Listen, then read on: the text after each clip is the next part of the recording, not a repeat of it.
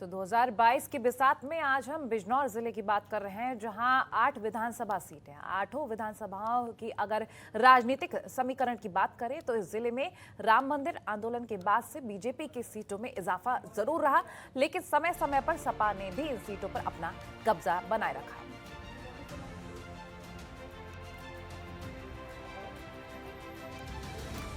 तो बिजनौर की विधानसभा सीटों के बारे में अगर बात करें तो चांदपुर, नगीना 2017 के चुनाव में बीजेपी ने 6 सीटों पर कब्जा किया, जबकि 2 सीट पर समाजवादी विधायकों का कब्जा रहा। 2018 के बारे में बात करें तो नूरपुर विधानसभा सीट के विधायक लोकेंद्र चौहान की सड़क हादसे में मौत होने के बाद उपचुनाव में ये सीट समाजवादी पार्टी के खाते में चली गई। इस समय समाजवादी पार्टी के 3 विधायकों का 3 विधानसभा सीटों पर कब्जा है। और आगे बढ़ेंगे तो अब 2017 में विधानसभा के नतीजे बीजेपी के 6 सीटें, बसपा के 0, सपा को 2 सीट्स मिली और कांग्रेस को इसमें एक भी सीट हासिल नहीं हो पाई थी।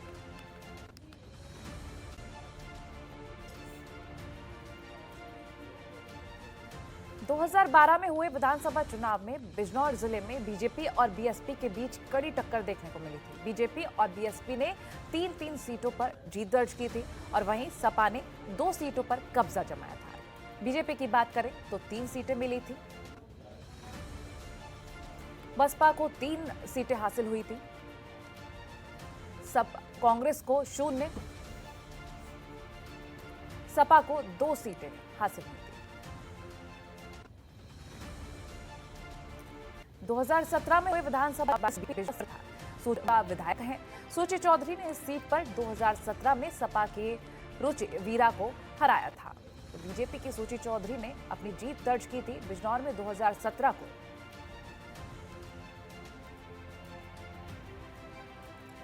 दो 2012 में हुए विधानसभा चुनाव में बीजेपी के कुंवर भारतेंद्र ने जीत दर्ज की थी। उन्होंने बीएसपी के महबूब को 17,836 वोटों से हराया था, लेकिन 2014 में लोकसभा चुनाव में कुंवर भारतेंद्र फिर से विजयी हुए और उन्हें ये सीट छोड़नी पड़ी। 2014 उपचुनाव में इस सीट पर सपा से रुचि वीरा ने जीत दर्ज की और इस सीट पर कब्जा कर दिया था।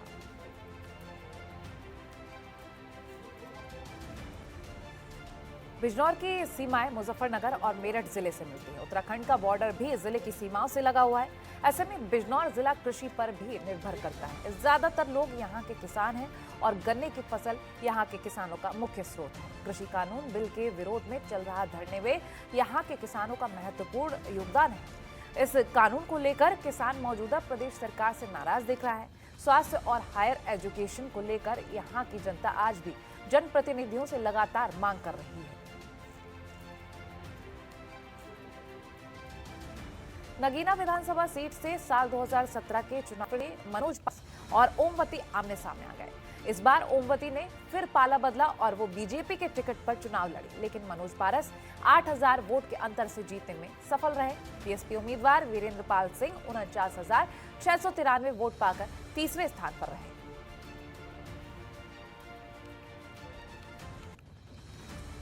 दो 2012 के विधानसभा चुनाव की बात कर लेते हैं तो उस वक्त में सपा के मनोज पारस ने जीत दर्ज की थी। मनोज पारस ने ओमवती को 26,000 से अधिक वोटों के अंतर से हराया था और वहीं बीजेपी के लवकुश कुमार तीसरे स्थान पर रहे। लेकिन ने अरेस्ट किया था और राज्य मंत्री बना दिया।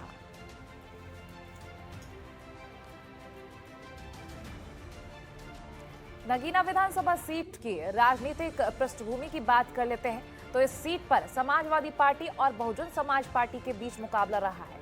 इन दोनों ही दलों में शय और मात का खेल चला है। नगीना सीट के सामाजिक ताने बाने की बात की जाए तो इस सीट पर कुल 3,38,169 वोटर हैं, जिनमें 1,79,508 पुरुष और 1,58,661 महिला मतदाता हैं। जातिगत आंकड़ों की बात करें तो अनुमान के मुताबिक लगभग 70,000 दलित, 65,000 मुस्लिम, 35,000 से 40,000 सैनी बिरादरी, 20 से 25,000 के बीच पाल बिरादरी के वोटर्स हैं। तो नगीना का सियासी समीकरण आपको बता रहे हैं।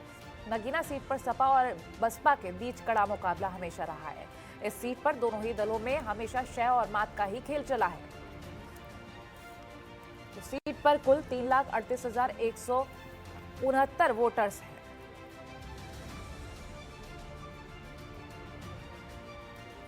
2017 विधानसभा चुनाव में इस सीट से समाजवादी पार्टी के तस्लीम अहमद लगातार दूसरी बार विधायक चुने गए थे। उन्होंने बीजेपी के राजीव कुमार अग्रवाल को चुनाव हराया था। इस चुनाव में तस्लीम अहमद को 81,000 वोट मिले थे, जबकि दूसरे नंबर पर रहे बीजेपी के प्रत्याशी राजीव कुमार को 79,000 वोट मिले थे। 2017 के विधानसभा चुनाव में नजीबाबाद विधानसभा सीट पर समाजवादी पार्टी सबसे बड़ा दल था, जिसका कुल वोट शेयर 37.55% था, जबकि भाजपा दूसरे नंबर की पार्टी थी, जिसका वोट शेयर 36.63% था। वहीं तीसरे नंबर पर बसपा थी, जिसका वोट शेयर 20.88% था।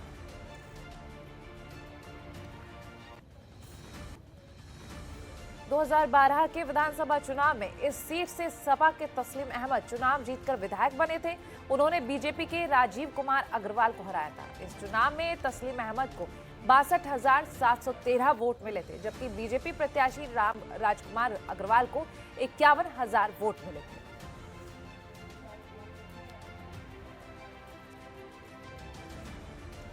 साल 2017 के चुनाव में नईमुल को नूरपुर से सपा ने टिकट दिया, लेकिन उन्हें बीजेपी के लोकेंद्र सिंह से हार मिली थी। लोकेंद्र सिंह ने सपा के नईमुल हसन को 12,000 वोटों से शिकस्त दी थी। नईमुल ने इस हार का बदला लोकेंद्र सिंह की असामयिक मृत्यु के उपरांत नूरपुर सीट पर हुए उपचुनाव में उनकी पत्नी अवनी सिंह को हरा कर लिया। वर्तमान में वो इस सीट से विधायक है।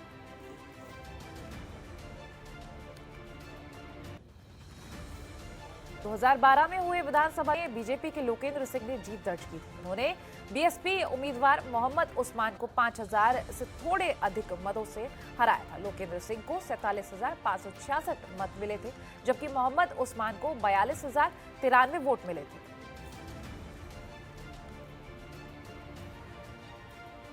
भारतीय निर्वाचन आयोग के आंकड़ों की माने तो नूरपुर विधानसभा सीट पर कुल 2,69,000 मतदाता हैं। इनमें से 1,46,000 पुरुष और 1,22,000 महिला मतदाता हैं। ये सीट मुस्लिम बाहुल्य है। यहाँ पर 1,20,000 मुस्लिम मतदाता हैं, जबकि 40,000 दलित मतदाता हैं और इसके अलावा करीब 60,000 राजपूत वोटर्स हैं।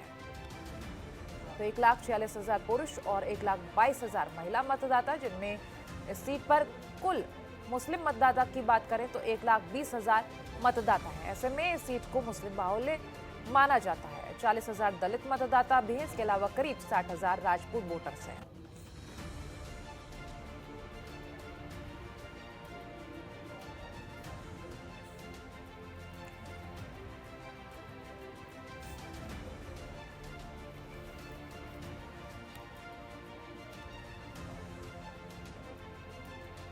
तो 2017 के विधानसभा के चुनावों को लेकर अगर हम बात करेंगे तो विधानसभा चुनावों में ओम कुमार पाला बदलते हुए बीजेपी में शामिल हो गए और इस सीट से दोबारा अपनी किस्मत आजमाई। उनकी किस्मत ने फिर साथ दिया और वो दोबारा इस सीट पर विधायक चुने गए। इस बार उन्होंने कांग्रेस प्रत्याशी मुन्ना लाल प्रेमी को हराया था।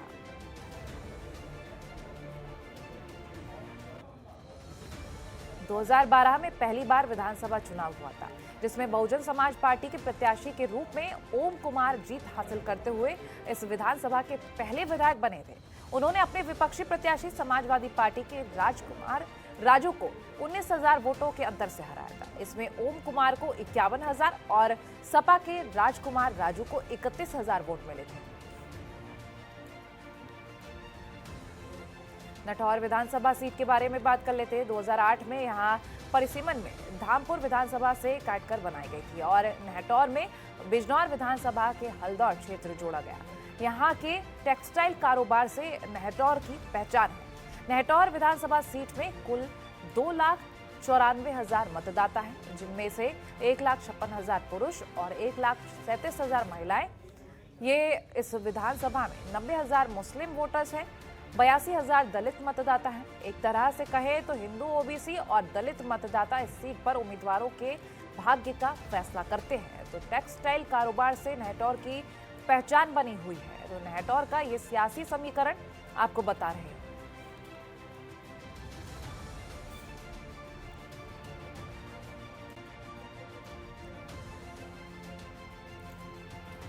और वहीं 2017 के धामपुर विधानसभा चुनाव से पहले सपा से विधायक रहे अशोक कुमार राणा ने बीजेपी का दामन थाम लिया था। वो बीजेपी में आए और टिकट लेकर चुनाव लड़े। सपा ने पूर्व विधायक ठाकुर मूलचंद चौहान को टिकट दिया, लेकिन वो अशोक कुमार से हार गए। इस चुनाव में बीजेपी को 82,000 और सपा को 64,000 वोट मिले थे।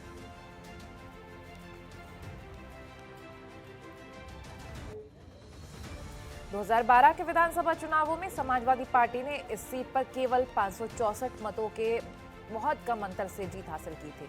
समाजवादी पार्टी के प्रत्याशी मूलचंद चौहान को 53,365 मत मिले।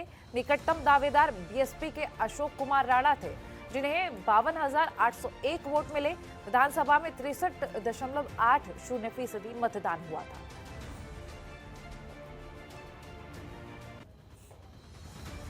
धामपुर शुगर मिल पूरे भारत में प्रसिद्ध है। इसकी स्थापना आजादी से पहले 1933 में हुई थी। ये सबसे पहली और सबसे बड़ी शुगर मिल मानी जाती है। धामपुर शुगर मिल में रोज 300 टन तक गन्ना प्रोसेस करने की क्षमता है। धामपुर को सुल्ताना डाकू की कर्मभूमि भी माना जाता है। सुल्ताना डाकू ने अंग्रेजों के खिलाफ बगावत की थी और अंग्रेज उनसे परेशान हो गए थे। धामपुर विधानसभा सीट पर साल 1957 से 2017 तक 16 बार विधानसभा चुनाव हुए।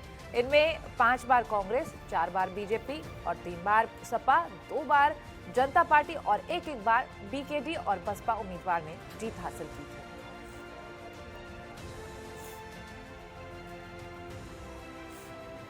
तो धामपुर की सियासी समीकरण की हम बात कर रहे हैं। धामपुर शुगर मिल के लिए पूरे भारत में मशहूर है। और अगर हम यहाँ की बात करें तो शुगर मिल की स्थापना आजादी से पहले साल 1933 में हुई थी। इससे पहले ये सबसे पहली और सबसे बड़ी शुगर मिल मानी जाती है।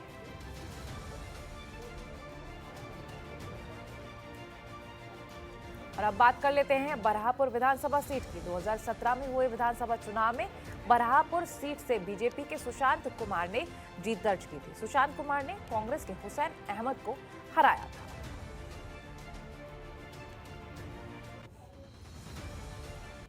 दो 2012 में हुए विधानसभा चुनाव में बीएसपी के मोहम्मद गाजी ने जीत दर्ज की थी। मोहम्मद गाजी ने बीजेपी के इंद्रदेव सिंह को 27,000 वोटों से हराया था। बिजनौर जिले की विधानसभा सीटों के बारे में हम बात कर रहे हैं लगातार। और बिजनौर की विधानसभा बरहापुर साल 2012 के सियासी समीकरण की बात कर रहे हैं। बीजेपी के इंद्रदेव सिंह को 27,000 वोटों से हराया था। यहां पर बीएसपी के मोहम्मद गाजी ने ये जीत दर्ज की थी।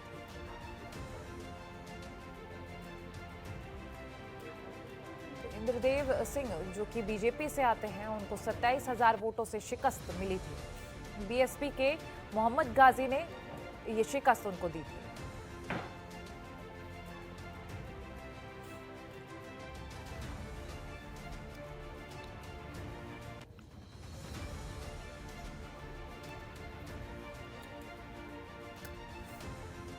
तो यूपी विधानसभा चुनाव की बिसात बिछ चुकी है और आज हम बिजनौर जिले की 8 विधानसभा सीटों की बात कर रहे हैं, जिनमें नगीना शामिल है। इन 8 विधानसभाओं के बारे में बात करेंगे तो चांदपुर दूसरे नंबर पर है। नजीबाबाद की भी बात करी हमने, जहां सियासी समीकरण किस तरह से ये हमने आपको बताया। चांदपुर,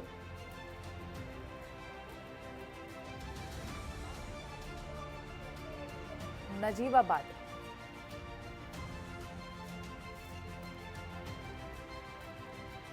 बरहापुर,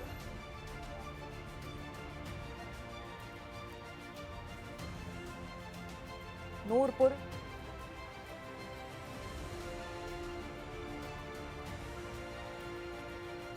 मेहटौर,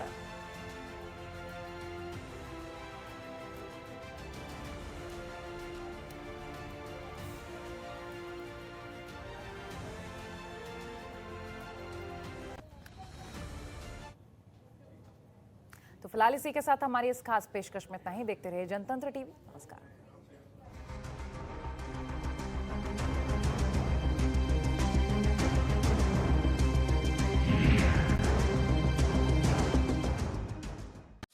खबरों के निष्पक्ष विश्लेषण के लिए सब्सक्राइब करें Jantantra TV and press the bell icon. Never miss any update.